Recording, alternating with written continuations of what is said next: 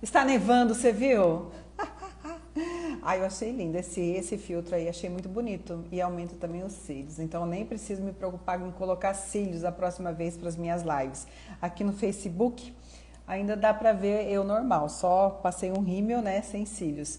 Mas quem tá me vendo lá no Instagram, tá vendo eu com uns cílios enormes, linda, maravilhosa, assim como eu tô aqui também.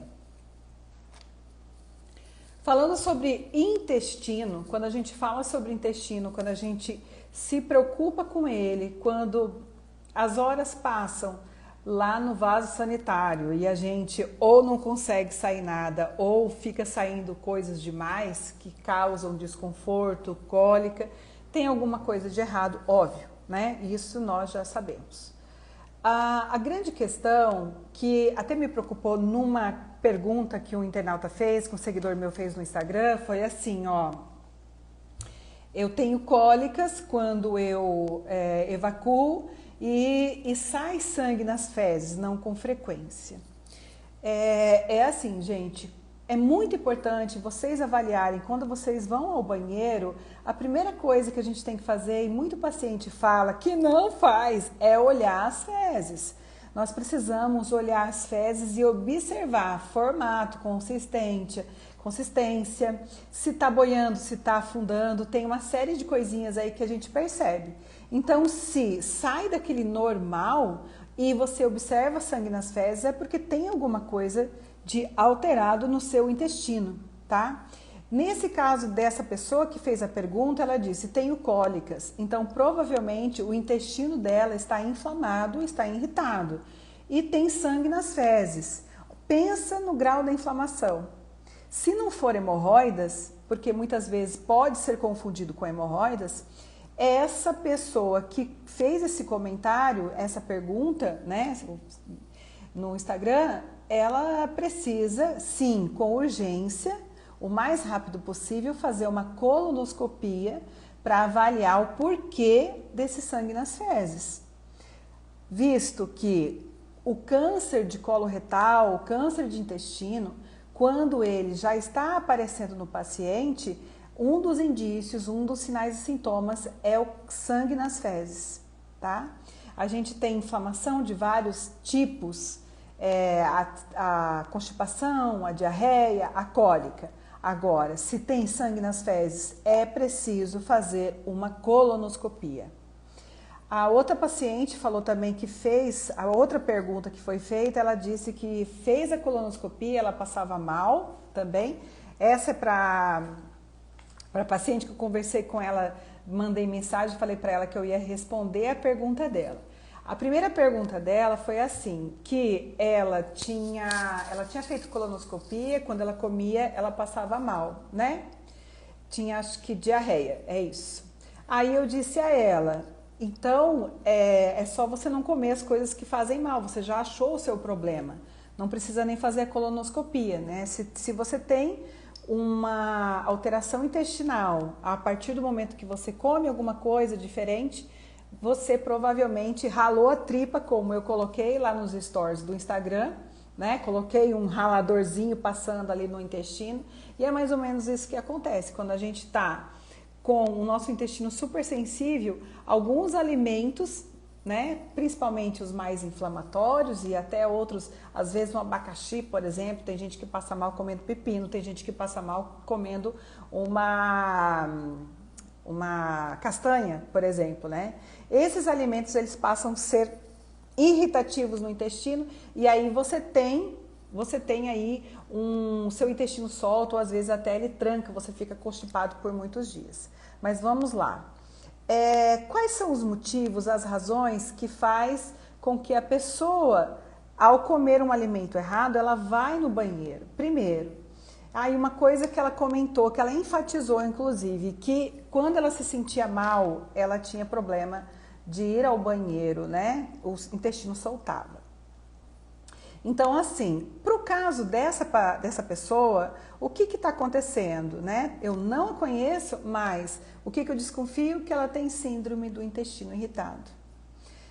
Toda vez que você tem emoções, que você passa por situações emocionais na sua vida um estresse, um trauma, uma dor, ou algo que remete você a gatilhos de traumas do seu passado, você tem diarreia. Isso é um sintoma, né, de quem tem a síndrome do intestino irritado. E geralmente quem faz, por exemplo, a colonoscopia não dá nada. E aí o médico examina clinicamente, né? Você vai dizer, não, quando eu tenho raiva, quando eu fico frustrado, quando eu me decepciono, eu tenho a síndrome do intestino irritado. Meu intestino solta. O problema é que não adianta só dar o diagnóstico. Isso mesmo, passo mal comendo miojo. Pois é, pode ser o glúten, tá, Douglas? E pode ser os aditivos químicos que tem, são muito inflamatórios, rala a tripa, e aí você pode se sentir aí mal por causa disso, tá? Então, quando a gente tem com frequência, essas alterações intestinais, isso vai mudando, alterando a nossa microbiota intestinal. A gente tem no nosso intestino, né? Quem já viu tripa de vaca, de boi, né? Sabe do que eu tô falando, consegue imaginar como que é por dentro, e tem as imagens aí em Google e tal, como que é o intestino. A gente tem uma parede ali que a gente chama de epitélio. E a essa parede você tem toda uma proteção, que tem uma mucosa, um muco ali, né? Tem toda uma proteção, e ali tem todas as viscosidades que faz para absorver a água e absorver vitaminas e minerais, que é onde mais a gente absorve vitaminas e minerais, é no intestino, principalmente no delgado, no grosso absorve água. E aí, quando você começa a ter com frequência diarreia ou com frequência constipação, você começa a soltar também esse limo. Por isso que eu falo, observem quando você faz cocô. Se você faz cocô com muita frequência, fezes amolecida, observe o quanto de muco tem lá. Você está perdendo muco. E aí, para a gente recuperar essa mucosa, seja gástrica, seja através do intestino, a gente precisa cuidar bem legal da alimentação.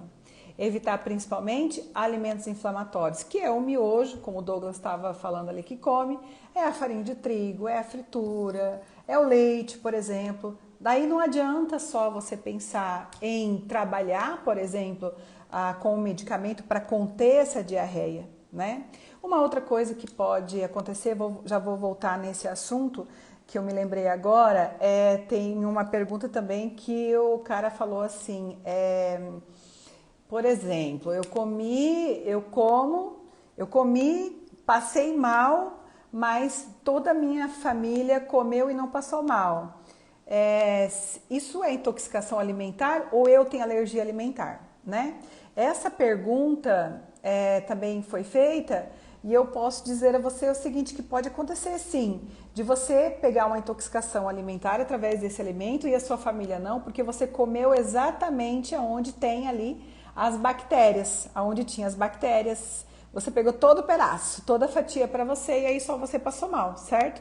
Porque a contaminação cruzada, ela não vai estar espalhada, ela pode estar só num local e aí você comeu aquela parte e se intoxicou. Aí temos uma outra coisa também que pode fazer com que isso aconteça, que você tenha passado mal, claro, pode ser uma alergia alimentar especificamente daquele alimento, ou se não, pode ser que você comeu demais, criatura. Se você come além do que muitas vezes o teu corpo suporta, então, por exemplo, né, a pessoa compra um queijão daqueles fresco, lindo, delicioso, né? Tá tão gostoso que ela exagera, ela come mais de um pedaço, ela come, sei lá, um quarto do queijo fresco ou come metade do queijo fresco, né? É óbvio que ela vai ter diarreia, é provável, a chance dela ter problemas intestinais, né?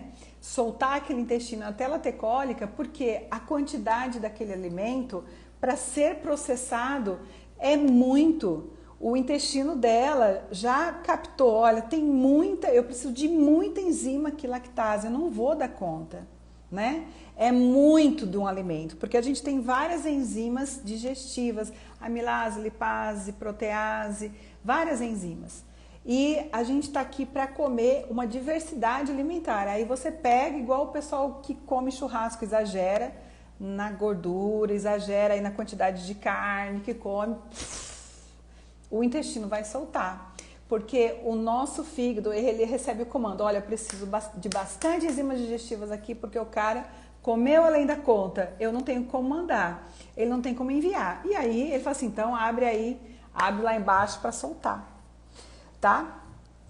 É mais ou menos isso que acontece. Então, quando você tem, por exemplo, então, às vezes sai, né, e come alguma coisa fora, acha que se intoxicou. Não, às vezes pode ser que você exagerou na sua alimentação e aí por conta disso o teu organismo não deu conta e você tá aí, né, vai ficar aí no trono. Quem viaja também, né, pode ser que alimentos diferentes também pode acontecer. O teu organismo não está acostumado com óleo de dendê, por exemplo, né, não está acostumado com temperos muito fortes, temperos diferentes que você talvez às vezes nunca provou. É provável que você vai ter um desarranjo, mas não que seja uma intoxicação alimentar. Mas voltando à primeira pergunta que foi feita, né? Sobre fico triste e tenho diarreia. Fico triste e tenho diarreia. Geralmente é isso das pessoas que têm a síndrome do intestino irritado. Quem tem síndrome do intestino irritado, né? Quem percebe que por conta de qualquer emoção solta o intestino, é preciso trabalhar a cabeça. Além de você cuidar da alimentação, além de você trabalhar com nutracêuticos, que na nutrição funcional, quando você se consultar com uma nutricionista como o Joe, você vai ter aí toda essa orientação, todo esse respaldo, todo esse cuidado para que você trate de fato o seu intestino, para que você não tenha mais diarreia. Só que você, na primeira eventualidade traumática que de novo você atravessar, você vai ter diarreia de novo. Então passa a ser um ciclo, né? Passa a ser momentos. Se você terminar um namorado, se você perder um pai, se você for mandado embora do emprego, se você não tiver dinheiro para pagar a conta, né? Tudo isso pode ser que esteja influenciando você a ter a síndrome do intestino irritado, soltar o intestino. Eu quero lembrá-los que a nossa cabeça, ela é conectada com o nosso corpo. E a nossa mente, o nosso cérebro comanda tudo, tudo. Quer uma prova disso? Se você for deitar na cama e ficar só deitada e não dormir a noite inteira, como você vai levantar no outro dia? Você vai levantar bem? E isso é a maior prova de que o nosso corpo, a nossa mente comanda o nosso corpo. Se você não descansar, se você não relaxar, se você não se revigorar dentro de você, se você não recarregar suas energias e trabalhar o seu emocional para você conseguir se desligar, a gente precisa desligar para dormir, para descansar, para fazer reparação celular, para o teu corpo dar tempo para você acordar de novo e estar bem física e mentalmente. E existem pessoas que, dependendo dos traumas, das frustrações, né? Tem gente que simplesmente o coração acelera. Essa pessoa, ela pode ter problema quando passa por uma situação de risco, quando passa por uma situação de perigo, quando passa por um trauma, né? Uma decepção, enfim, o coração acelera. Isso acontece muito na ansiedade, mas pensa numa coisa, né? Exacerbada. Essa pessoa, ela corre o risco de futuramente ter um problema de arritmia cardíaca, algo cardíaco, né? Se você tem é nervoso, é uma pessoa extremamente nervosa, né? Está com nervosismo à flor da pele, volta e meia isso acontece. que geralmente a pessoa tem? Gastrite. Gastrite nervosa, né? Você pode tratar, cuidar dos alimentos e tudo mais. E aí, olá Carol, tudo bem, Liliane, Juliana? E aí, quando você tem aí um trauma, alguma coisa, um nervosismo muito grande, que você só começa a engolir sapo, você simplesmente vai atacar o seu, e ataca o seu estômago, e você vai ter a gastrite nervosa. Aí o que acontece? Onde que está o problema? Tudo bem, a gente tem que melhorar a alimentação, eu concordo, é a primeira coisa que eu falo, quando a gente tem esses nervosismos aí. Mas sabe uma coisa que eu vejo estudando, né? Sem dar spoiler para vocês, que eu estou fazendo um livro, estou estudando sobre as emoções, dor emocional, dor física, dor emocional, as doenças psicossomáticas. O que acontece quando a gente deixa o nosso corpo gritar nessas doenças? Como dor de cabeça, como intestino, tem alguma coisa dentro de você que não está sendo curado e a sua mente está gritando que você tem alguma coisa dentro de você, uma ferida enorme, uma dor enorme, algo profundo que dói, que grita, um trauma, alguma coisa que está ali te incomodando. Você está vivendo, você tem a sua família, mas tem alguma coisa dentro de você que dorme e acorda latejando lá dentro, ó, latejando, latejando, latejando, latejando. E onde isso vai parar? A sua mente, a sua alma, ela grita. E como que ela grita? Ela grita através dos sinais e sintomas do nosso corpo. E aonde estiver mais fragilizado é onde vai acontecer o ataque de vez. Então, se você tem, por exemplo, sei lá, histórico de diabetes na família, é provável, e a sua alimentação for mais açúcar, carboidrato, talvez você vai ter aí futuramente uma diabetes.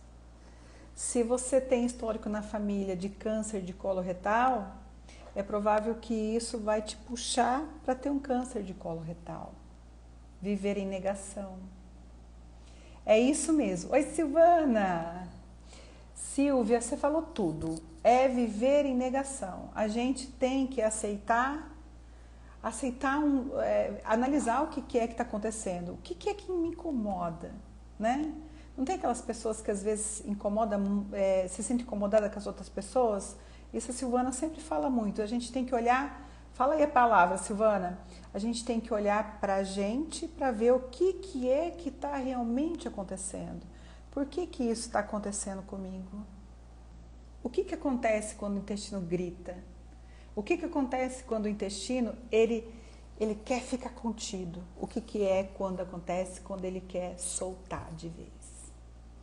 Gente, existe tratamento de nutracêutico. Exatamente, Fabrícia. A Fabrícia, ela trabalha com constelação familiar, com constelação sistêmica. Olha o que ela escreveu. Os sintomas são mensageiros que algo não está bem, justamente. E digo para vocês, e digo aqui, na prática clínica, que a maioria dos pacientes, quando a gente vai atender, a Fabrícia sabe que eu converso muito com ela. A maioria dos pacientes que eu vou atender que tem alguma patologia, quando você começa a ver o histórico dele, o histórico da cronologia, da história regressa dele, você vê que por trás daquela doença, antes teve uma dor, teve um sofrimento, ou tem ainda, né? E aí, o que acontece? O nosso corpo grita, ele fala, tem alguma coisa de errado, por favor, me veja, eu vou sofrer de alguma maneira. Eu vou sofrer. Isso que você está guardando dentro de você e não resolve, eu vou sofrer. Gente, essa somatização toda chega um ponto que parece que você fica sem poder ir para lugar nenhum. Isso acontece muito na fibromialgia. Os traumas são tão grandes que você acaba se acostumando com a própria dor. Esse estado leva você a uma zona de conforto, tá? a síndrome do intestino irritado, ela tem a ver com a frustração, sentimento de frustração quando aquilo ataca você, sentimento de inferioridade, o sentimento de não dou conta, não consigo, sou fraca, tá? Esse sentimento abala a estrutura. Aquele sentimento também de, não é rejeição, é injustiça. É o que mais acontece nas pessoas que têm síndrome do intestino irritado. Eles se sentem injustiçados. Quando eles ouvem uma coisa, por exemplo, e eles não estão de acordo e não pode falar, não pode dar retórica, né, que fala. Eles não podem responder à altura, né? Por exemplo, insatisfação num emprego, alguma coisa, ouve alguma coisa de um cliente e você guarda isso para você e você queria, na verdade, falar um monte de coisa para ele e você não consegue, né? Um sentimento, o maior é o sentimento de frustração, inferioridade e injustiça. Não é que ele se irrita então com a própria reação dele, vamos dizer assim, com a reação que ele tem diante da situação que ele está vivendo. E aí ele quer se esgotar daquilo, ele não quer ter aquilo. O nosso corpo entende, solta tudo que tem então, não fica com isso. Expurga isso de você. Então, gente, é muito importante, oi Brisa, é muito importante você avaliar as emoções. Eu sempre falo para a maioria dos pacientes que eu atendo, que tem doenças, né, que vem aqui tratar de uma função renal, diabetes, esteatose hepática, intestino, gastrite, esofagite, insônia, né? Quando eu na anamnese, na consulta, eu avalio o paciente e eu vejo que ele tem dores emocionais, eu peço para procurar ajuda, eu peço para fazer uma terapia, porque senão, gente, não tem jeito.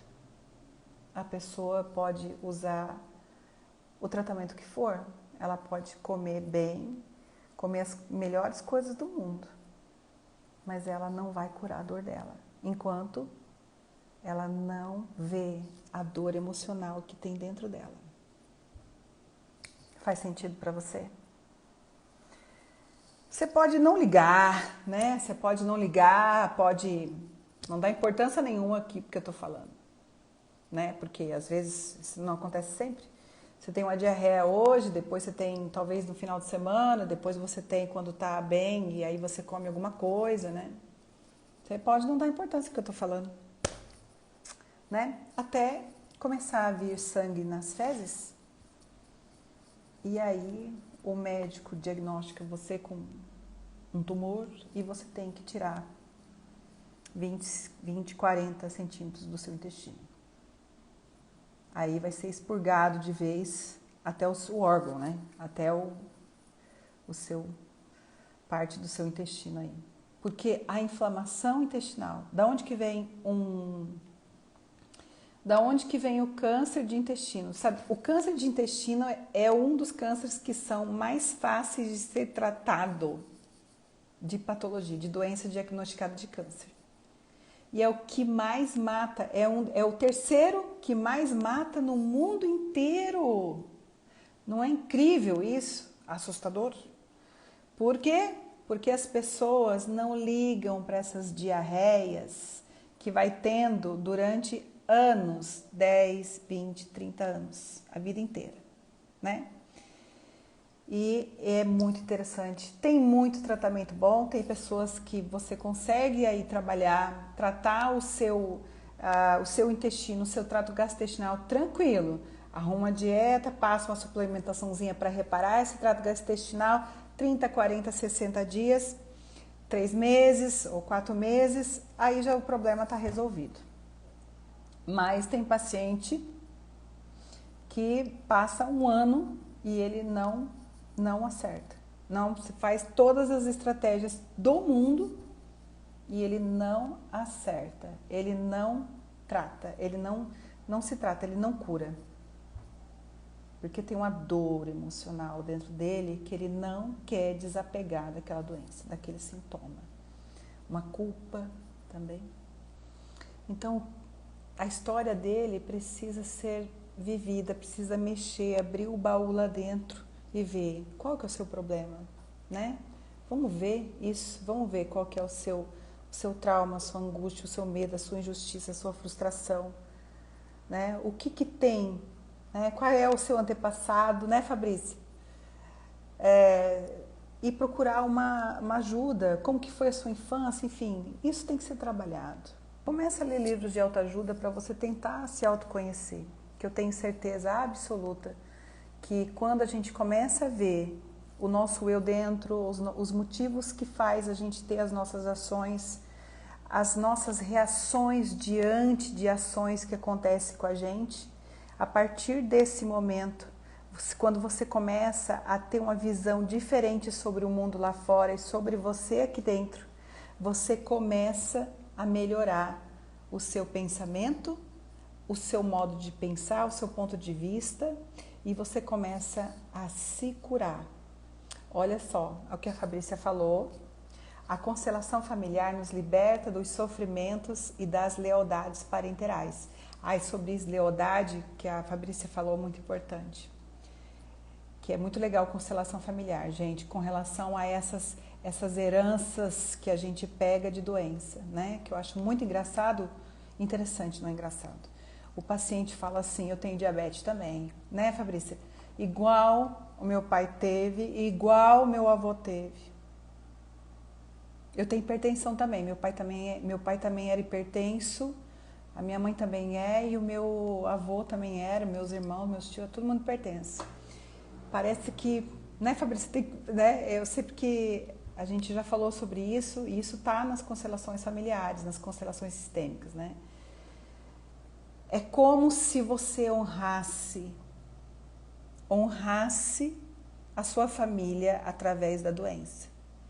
Eu vou ser igual, eu serei também igual, né? Eu também vou ter, para honrar você pai, para honrar você mãe, eu também vou ter diabetes. Para honrar você pai, para honrar você mãe, eu também vou ter câncer.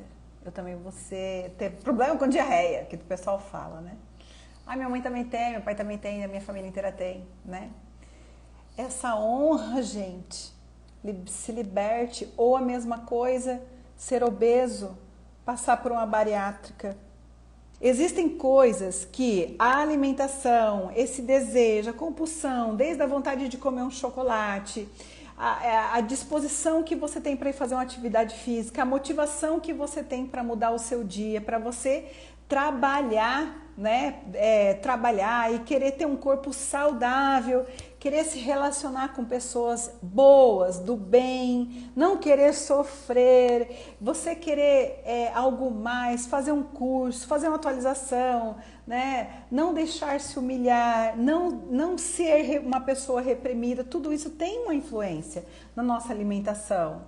E como que eu vou passar um cardápio se a pessoa ela não está preparada para mudar a alimentação dela aqui, ó? As pessoas mudam. Eu sei que vocês vêm para mim e querem que eu entregue o cardápio para vocês. Não, eu preciso de um cardápio, é o que eu vim buscar porque eu quero fazer dieta, ou porque eu tenho esteatose hepática, ou porque eu tenho diabetes. Só que você não vai seguir aquele cardápio que está ali se você tiver enraizada já a sua alimentação, tiver enraizada e você não conseguir desapegar daqueles alimentos, como um internauta no Instagram escreveu. Ele escreveu assim, que eu estava falando mal do pão com glúten industrializado, né? Aí ele escreveu assim, então, a gente vai comer o quê? Não tem mais nada para comer? O que vai comer se não pode comer pão, né? Então, como que é a cabeça dele? Ele não quer... Um cara desse que vem aqui para mim, eu falo assim, você... infelizmente não pode comer, para você não tratar a sua doença você precisa comer, não comer glúten. Aí o cara vai falar assim, eu não vou seguir essa dieta, não vou seguir, né?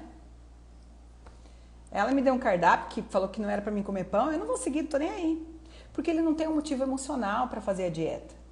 Agora, pega um paciente, uma criança que é diagnosticada celíaca, que se comer glúten ela pode inclusive morrer, além de parar no hospital. O que vai acontecer? O medo é tão forte dele passar mal, dele morrer, que ele vai ter um motivo emocional para ele tirar o glúten da vida dele. E a partir daquele momento, uma criança mesmo de 3 anos de idade, a mãe convence a criança: filho, a partir de hoje você não vai mais comer. E ela nunca mais vai dar o glúten, porque ela sabe que o filho pode morrer. É diferente de uma mãe que quer tratar um filho de 3 anos com obesidade. O filho vai falar assim: mãe, eu quero chocolate. Toma, filho, tá tudo bem. Ele não tá morrendo, não é grave, né?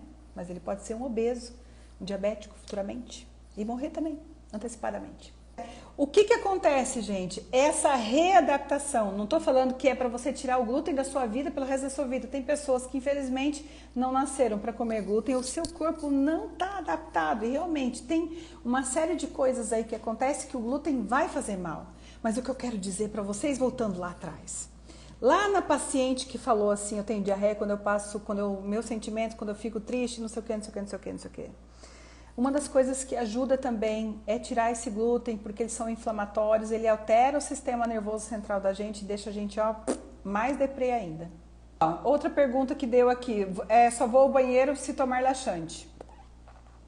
Quanta gente que faz isso, né? Gente, precisa ver alimentação, precisa se constar com uma nutri aqui, né? Isso mesmo, fala pro Sidney, viu, Silvia, que é uma nova vida, ó. Gente, precisa se constar com a Nutri aqui para analisar qual a necessidade, qual é o motivo que acontece de você estar precisando usar o laxante para ir ao banheiro. Por que a necessidade? O que você come, como que é o seu sono, como que estão os seus hormônios sexuais. Tem uma série de coisas para a gente estudar, que eu estudo mesmo, para saber de fato o que está acontecendo com o seu intestino. E aí não deu certo, ainda não resolveu, vamos fazer uma colonoscopia, porque às vezes tem gente que tem o intestino e o intestino ele pode ter um tamanho, ser mais comprido do que o normal, ter algumas alterações aí que vai além da minha ossada, né? Mas eu estudo o paciente, se ele tem problema de intestino, eu estudo tudo. Tem que estudar todo o caso. A solução, ela é temporária, a solução do laxante ela é temporária para você expurgar aquelas fezes que tá lá, o bolo fecal que tá lá já há alguns dias, mas não vai resolver o problema. E ainda o que acontece? Existe uma força interior tão grande desses laxantes que ao invés dele só liberar aquela parte final da fezes, ele vai liberar, ele vai mandar são 3/3 que a gente tem de fezes para ser evacuada quando precisa ser evacuada. E aí o laxante faz as 3 partes ser liberado. Só que o que acontece? Depois, até você preencher essas 3 partes de novo, esses 3/3, até você preencher de novo, você vai levar uns dias. E aí você vai ficar constipado de novo e aí você vai ter que usar laxante de novo. E aí isso vai descendo assim com força total e é onde vira um ciclo vicioso e você fica dependente do laxante.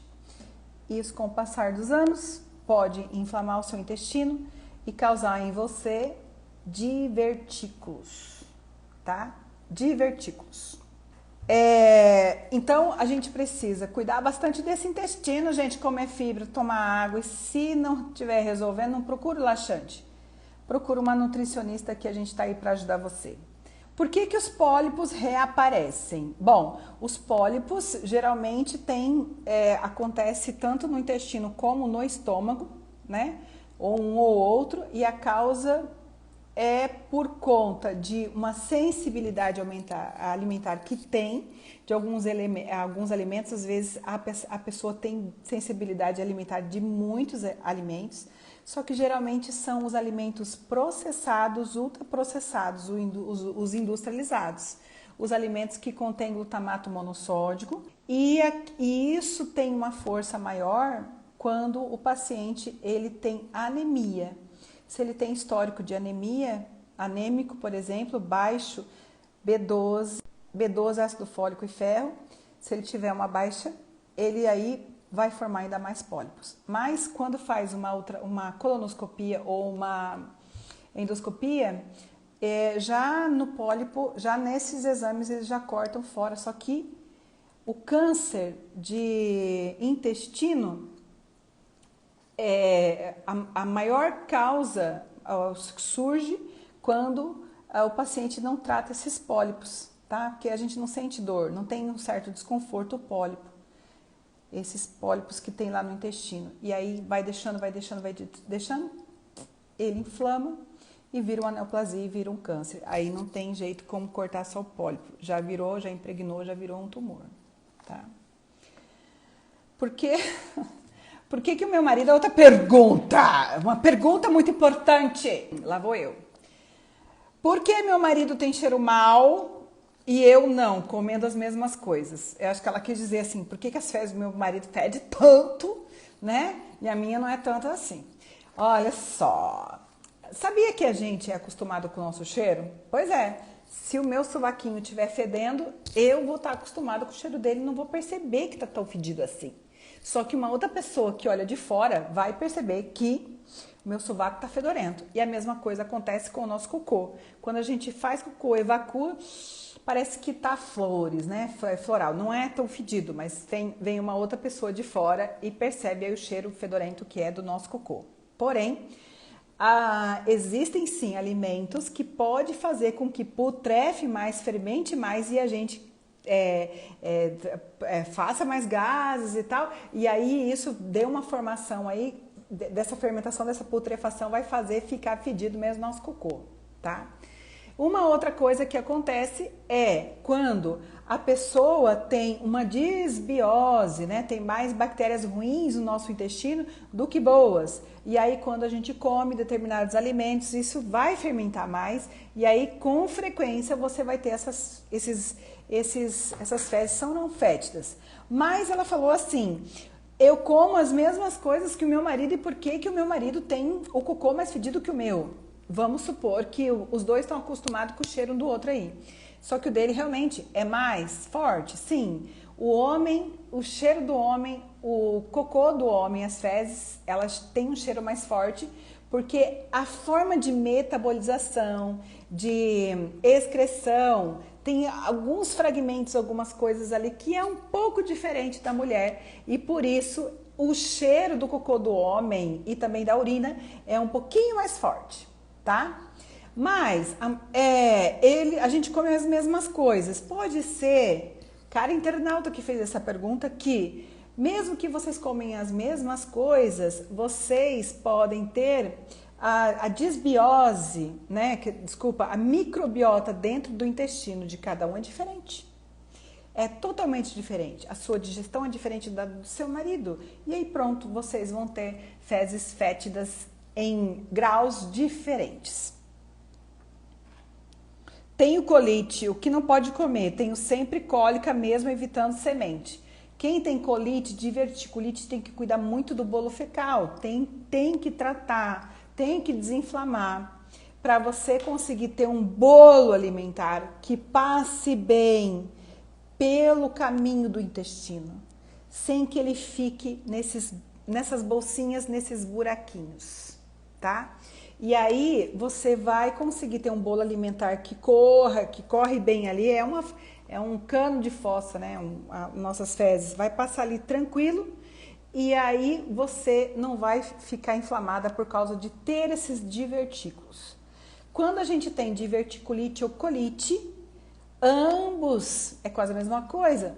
Vocês têm que cuidar não só das sementes, vocês têm que cuidar de alimentos que são considerados inflamatórios para o nosso trato gastrointestinal e nosso corpo como um todo.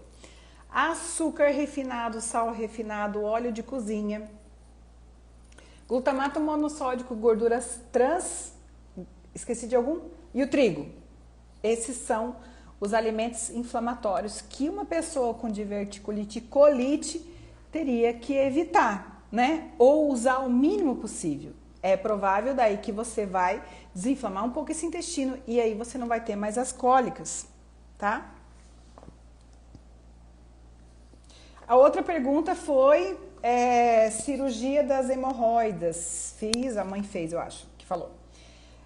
Fez a cirurgia das hemorroidas há mais de um mês, só que a minha mãe está sofrendo ainda hoje quando vai no banheiro. Ela operou das hemorroidas, né, na região do reto, operou ali e ainda está sofrendo para evacuar. Acho que foi isso que ela falou, né? Certo, vamos parar para pensar. Como que está sendo a alimentação dela? Como que foi o pós-operatório, tá? Tem que avaliar como é que está o formato dessas fezes depois de 30 dias. Se você já antes tinha um bolo fecal duro, seco, tipo cabritinho, ele também vai descer com muita dificuldade. E aí o seu reto, que está ali ainda cicatrizando, ele vai ter esse problema de pressão, de contração e vai sofrer. E aí sempre vai abrir pequenas fissuras nesses cortes que foram feitos para hemorroidas. Então ali é bastante complicado. Então tem que trabalhar uma alimentação para que ela saia igual uma seda, sabe? Bem molinho. Bastante fibras insolúveis para elas emulsificar, bastante água, mudar a alimentação aí. Passa aqui comigo que a gente vai resolver isso aí. E aí também tem algumas alterações de problemas de deficiências de alguns minerais e algumas vitaminas, porque você está tendo prejuízo na cicatrização. Por quê? Né? Pode ser que seja uma deficiência de vitamina K, de vitamina C, não sei que idade que tem, mas pode ser alteração daí do colágeno. Então, tudo isso tem que ser visto numa anamnese, numa consulta, para a gente entender como tratar o paciente, tá bom? Gente, foi maravilhoso. Eu tô me sentindo assim, nossa, uma estrela, né? Com essa mega maquiagem aqui, filtro que foi, né?